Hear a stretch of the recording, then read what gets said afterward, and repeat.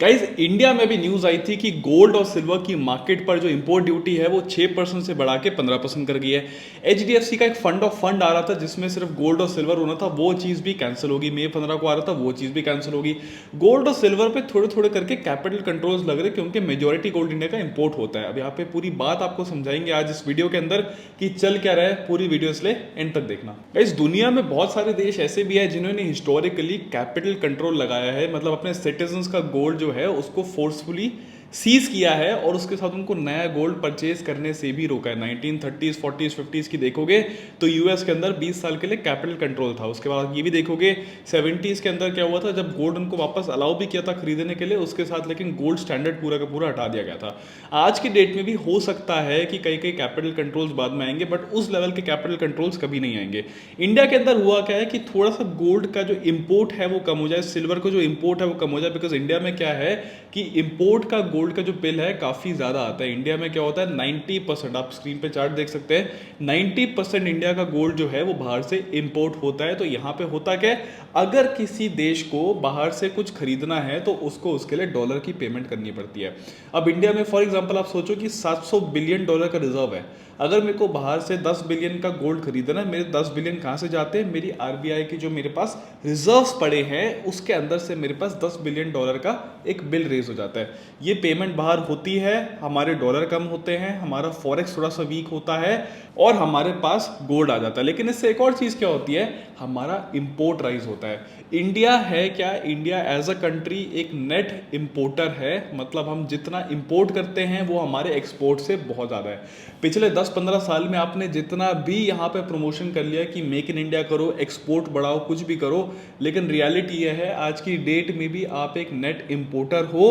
आप जितना कंज्यूम करते हो उसमें से मेजोरिटी सामान बाहर से इंपोर्ट किया जाता है जिसके लिए आप डॉलर करते हो। उसके अलावा एक और चीज़ आपको ध्यान रखनी पड़ेगी कि आपकी इंडिया का इन्वेस्टमेंट जो लैंडस्केप है, चाहे वो प्रॉपर्टीज़ के अंदर हो कि जिससे फॉरेन इन्वेस्टर्स आके इन्वेस्ट करे वो चीज़, या स्टॉक मार्केट हो जहां पे आप एसटीटी बढ़ाते रहते हैं, और आपके बाकी सारी इन्वेस्टमेंट अपॉर्चुनिटीज भी जो हैं, जो आप बेसिकली जॉइंट वेंचर्स और बहुत सारी चीजें बाहर के इन्वेस्टर्स कर सकते हैं, वो भी अब इतना अनअट्रैक्टिव हो गया है कि कोई आना ही नहीं चाहता है। पिछले 2-3 साल से जो फॉरेन इन्वेस्टर्स का आउटफ्लो है वो रिकॉर्ड हाई पे है। बट आप ये देखो कि अब गोल्ड के अंदर हो क्या रहा है। मैं जल्दी से स्क्रीन पे आ जाता हूँ, स्क्रीन में यहाँ पे आपको ऑन करके दिखा देता हूँ।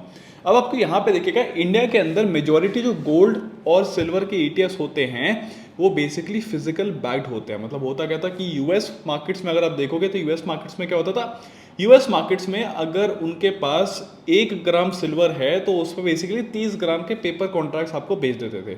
तो मतलब बेसिकली वो लेवरेज बहुत चलता था। इंडिया में क्या है, लेवरेज नहीं है, 1:1 के आसपास है। इसका ये मतलब है कि अगर आप गोल्ड ईटीएफ लेते हो या बेसिकली आप कोई गोल्ड का म्यूचुअल फंड भी लेते हो, ये दोनों चीज़ें हैं जो फिजिकल गोल्ड या सिल्वर से बैक्ड होती हैं। कोई भी आपके जो डिजिटल गोल्ड के प्लेटफॉर्म्स होते हैं, जैसे आपके पेटीएम पे डिजिटल गोल्ड है, आपके बाकी सारे प्लेटफॉर्म्स पे डिजिटल गोल्ड है, वो आपका फिजिकल गोल्ड बैक्ड नहीं होता है। उसमें बाइंग में आपको एक ज़्यादा प्राइस मिलती है, सेलिंग में आपको जान के कम प्राइस मिलती है, वो डिफरेंस उनका प्रॉफिट होता है। आप यहाँ पे देखोगे जो भी आपके गोल्ड और सिल्वर यहाँ पे होते हैं वो बेसिकली आपके फिजिकल बैक्ड होते हैं, नंबर 1 पॉइंट। इससे एक और चीज़ देखो ध्यान से, क्या हुआ, यहाँ पे गोल्ड्स के जो म्यूचुअल फंड होते हैं सारे के सारे आपके पास बहुत सारे ये सब होते हैं, ठीक है। यहाँ पे आपके पास बहुत सारे, हर एक फंड हाउस का एक म्यूचुअल फंड यहाँ पे आपको मिल जाएगा। एचडीएफसी क्या कर रहा था, एचडीएफसी ने मई 15 से यहाँ पे एक नया गोल्ड और सिल्वर का पैसिव म्यूचुअल फंड किया था कि जिसमें सिर्फ गोल्ड और सिल्वर ही होने वाला है। अब रियलिटी ये है कि जब आपकी गोल्ड और सिल्वर की इंपोर्ट जो ड्यूटी है वो आपकी 5% से जाके 15, ये अपनी 6% से जाके 15% तक पहुंच जाएगी। इसका ये मतलब है कि गोल्ड इंपोर्ट करना कॉस्टली हो जाएगा। जब इंपोर्ट करना कॉस्टली हो जाएगा तो आपको मैं एक और चीज़ दिखाता हूँ। अगर आप यहाँ पे चार्ट के अंदर भी आ जाएंगे तो आपको क्या दिखेगा, आपको दिखेगा कि अगर आप सिल्वर का चार्ट खोलेंगे और उसको डेली पे आ जाएंगे तो आपको दिखेगा कि सिल्वर यहाँ पे कल का दिन नीचे गिरा था, परसों का दिन भी यहीं पे फ्लैट ही था।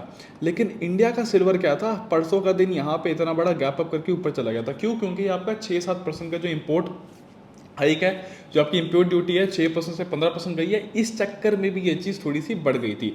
सेम चीज़ आपकी गोल्ड के साथ भी हुई थी। जो एमसीएक्स का कॉन्ट्रैक्ट था, यहाँ पे देखोगे इस दिन क्या हुआ था, 13 मई को गोल्ड आपका 154 से सीधा 164 पहुंच गया था, 10,000 रुपये पर ग्राम बढ़ गया था, वापस नीचे आया। बट आप ये देखो ध्यान से कि अगर आप सिंपली गोल्ड का भी ग्लोबल चार्ट खोलोगे वहाँ पे ऐसा कुछ नहीं हुआ था। बेसिकली ये सब आपका इंडियन में जो इंडियन मार्केट्स में आपकी जो इम्पोर्ट ड्यूटी हाइक हुई है उसके चक्कर में हुई है। कल को जब वॉर खत्म होती है, आपका फॉरेक्स स्टेबलाइज होता है, सब कुछ होता है, जब आपकी इंपोर्ट ड्यूटी कल को कम की जाएगी, तब आपके डोमेस्टिक गोल्ड और सिल्वर के प्राइसेस भी नीचे जाएंगे। ये पहली चीज़ होती है। दूसरी चीज़ क्या है कि अभी इस ड्यूरेशन के अंदर इनको भी वही लग रहा है कि चलो ठीक है, गोल्ड सिल्वर अभी खरीदना अच्छी बात नहीं है, पोस्टपोन कर दो थोड़ा सा, बिकॉज इनके ऊपर ज़्यादा से ज़्यादा कैपिटल कंट्रोल्स होते हैं, इन पर स्क्रूटिनी भी ज़्यादा होती है। और आप यहाँ पे देखोगे HDFC का क्या हुआ, ये चीज़ हमने विड्रॉ कर लिया। विड्रॉ भी आपको करके लंबी सी न्यूज़ है, क्यों? क्योंकि आपका बेसिकली जो इंपोर्ट ड्यूटी थी 6 से 15 चली गई है। बेसिकली सबने बोल दिया है कि हमको जो मैनेज कर रहे थे फंड हाउसेस की, इसको हम डिले कर देंगे, इसको हमने अभी यहाँ पे नहीं करना। गोल्ड सिल्वर में बस यही चीज़ हुई है। प्लस गोल्ड सिल्वर इस टाइम पे इतना एक वॉलेटाइल एसेट बन गया है। जैसा आप सिल्वर देखोगे, कल को यहाँ पे था कि यार ठीक है कंसोलिडेशन हो रही है, इवन तो यहाँ पे रैली अच्छी थी, यहाँ पे आपकी आधा गिर भी गया था। यहाँ पे आप लोगों को लग रहा था 60-70 से सीधा 90 तक पहुँच गया, बट यहाँ पे जैसे इंटरेस्ट रेट हाइक आई है, यहाँ पे बिल्कुल वापस नीचे गिरना स्टार्ट हो गया। इंडिया के अंदर क्या हुआ था उससे एक दिन पहले, इंपोर्ट ड्यूटी के चक्कर में ऊपर भी चला गया था। इतना वॉलेटाइल एसेट है, और इस टाइम पे सेंस भी नहीं बनती कि आप बाहर से इंपोर्ट करो गोल्ड, क्योंकि अगर आपकी HDFC का फॉर एग्जांपल फंड आता है, फंड के अंदर क्या होगा, फंड के अंदर फॉर एग्जांपल 100 करोड़ की सब्सक्रिप्शन हुई, 100 करोड़ के अगेंस्ट उनको 100 करोड़ का फिजिकल गोल्ड वहाँ पे लाना पड़ेगा। वो 100 करोड़ का गोल्ड कहाँ से आएगा, वो इंपोर्ट ही होएगा मेजोरिटी बेसिस पे। इसीलिए ये चीज़ है कि ये डिसीजन किया गया है कि फंड कैंसिल होएगा, अभी इंडेफिनेटली कैंसिल होएगा, कब आएगा वो नहीं पता। जब ऐसे कंट्रोल्स थोड़े से लिफ्ट ऑफ होंगे, उसके बाद जाके ये चीज़ आ जाएगी। तो बेसिकली इन शॉर्ट हो क्या रहा है इंडिया के अंदर, अभी 2-3 चीज़ें आपको जो बताई थी वीडियो के अंदर, वो चीज़ें हो चुकी हैं कि आपका गोल्ड और सिल्वर वॉलेटाइल हो गया है, ग्लोबल प्राइसेस के हिसाब से अब नहीं चलता है। इंडिया का गोल्ड सिल्वर आपका प्रीमियम पे ट्रेड कर रहा है, इंपोर्ट का बिल बहुत होता है, NFO कैंसिल हो गया है, इनफ्लोज भी इसके अंदर कम हो गए, फॉरेन इन्वेस्टर्स डॉलर वॉलर लेके ये सब भी कम आ रहे हैं। बेसिकली आपकी सिचुएशन इस तरीके से है कि आपको अर्जेंट बेसिस पे कुछ ना कुछ करना पड़ेगा, वरना यहाँ पे बिल बढ़ते ही रहेगा। प्लस एक और चीज़ होती है, अगर आप लोगों को अपील करते हो कि गोल्ड सिल्वर ना खरीदो, लोग डर के चक्कर में वो चीज़ ज़्यादा भी खरीदते हैं, एक साइकोलॉजिकल इम्पैक्ट भी होता है जो आपको देखने को मिलेगा थोड़े टाइम में। विद दैट नोट आज के लिए हम ये वीडियो स्टॉप कर देते हैं। इसके साथ चैनल को सब्सक्राइब करना मत भूलना, वीडियो अच्छी लगी तो लाइक, सब्सक्राइब और शेयर कर देना। With that note, bye bye, take care.